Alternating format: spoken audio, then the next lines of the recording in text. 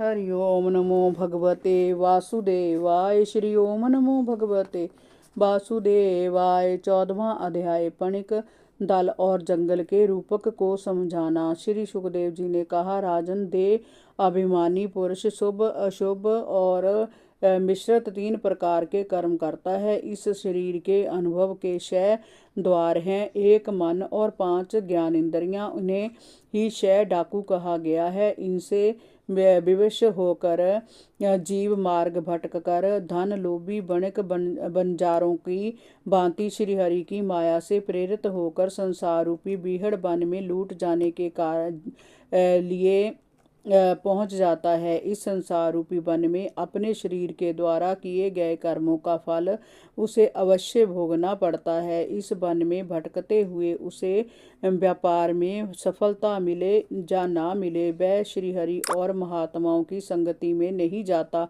जाता भी है तो स्वार्थ लेकर जाता है। इसी से उसे अनेकानेक दुख उठाने पड़ते हैं। यदि मनुष्य अपने द्वारा कमाए हुए धन में से कुछ का उपयोग धर्म कर्म में करे तो वह जय भगवान की ही आराधना मानी जाती है। किंतु इस मनुष्य का मन वश में नहीं होता। वह विवेकहीन पुरुष उस धन से केवल अपनी इंद्रियों की संतुष्टि के लिए ही कार्य करता है और इस प्रकार विषय भोगों में पड़कर वह मनुष्य उसी प्रकार लूट लिया जाता है जैसे वन में असावधान बणिक बंजारों का धन लूट लिया जाता है। यही नहीं, उस संसार रूपी वन में चोर डाकुओं के अतिरिक्त जो उसके कुटुंबी रूपी भेड़िए रहते हैं, वह भी अपने दुष्ट कर्मों से उसके धन को नष्ट कर डालते हैं। जय गृहस्थ आश्रम तो मनुष्य की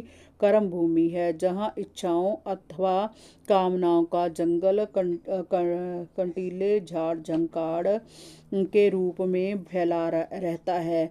उनसे बचना बड़ा कठिन है। गृहस्थ आश्रम में आसक्त व्यक्तियों को कामनाओं के जय कंटीले झाड़ झंकाड़ घायल कर देते हैं और मक्खी मच्छर उनके शरीर का सारा रक्त चूस कर उन्हें खोखला और लहूलुहान कर देते हैं। फिर भी वह कामनाओं के इस जंगल से निकलना नहीं चाहते।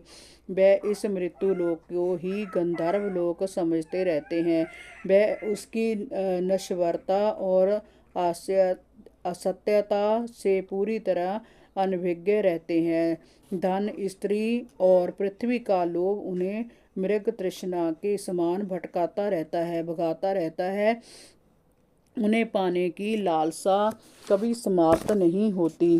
कामनाओं की धूल और आंधी उनकी आंखों में इस प्रकार भर जाती है कि वह अपनी आंखों को खोलना ही नहीं चाहते, उल्टे उन्हें मलने लग जाते हैं और दुख उठाते हैं। राजन, महात्माओं के संवाद उन्हें काल्पनिक लगते हैं, इसलिए धर्म और सत्संग की ओर से उनका मन हटा रहता है। पूर्व जन्म में किए गए उनके पुण्य कर्म भी क्षीण हो जाते हैं और वह जीते जी भी मुर्दों के समान पड़ जाते हैं। तब पाखंडी लोग उन्हें स्वर्ग और परलोक का लालच तथा भय दिखाकर उन्हें लूटने लगते हैं। अपने परिजनों की सीख भी उन्हें ईर्ष्या से भरी और काट खाने को दौड़कर आती प्रतीत होने लगती है। वह उनसे झगड़ा और वाद विवाद करके उन्हें अपने से दूर कर लेते हैं। कभी कभी उनकी दूरी अथवा मृत्यु के कारण सदैव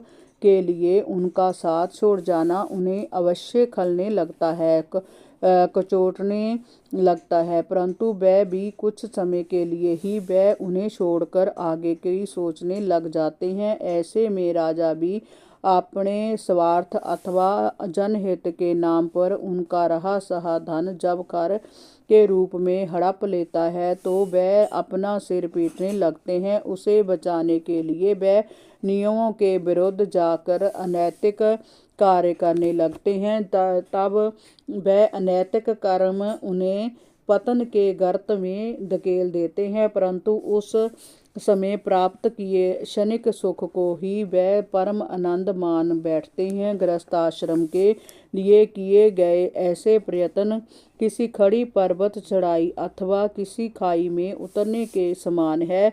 दोनों ही स्थिति में जय दुष्ट कर्म है, जो मनुष्य की अंतरात्मा पर कालिक पोथ डालते हैं। समाज उन्हें नीचा मानने लगता है, परंतु वे किसी की भी परवाह नहीं करते। अपने हितैषियों को भी वे अपना विरोधी बना लेते हैं। राजन, इस संसार में जीव को सुख दुख राग द्वेष भय मान अपमान पागलपन अभिमान शोक मोह लोभ ईर्ष्या भूख प्यास शारीरिक और मानसिक रोग बुढ़ापा जन्म मृत्यु आदि अनेक प्रकार के विघ्नों का सामना करना पड़ता है, फिर भी वह इनसे बचने का उपाय नहीं करता। काल चक्र भगवान विष्णु का साक्षात वह शस्त्र है जो हर पल जीव पर समयानुकूल रूप से प्रहार करता रहता है। बचपन जवानी और बुढ़ापा उस काल चक्र की गति है, उसके द्वारा वह सभी जीवों का निरंतर संहार करता है। कोई भी उसकी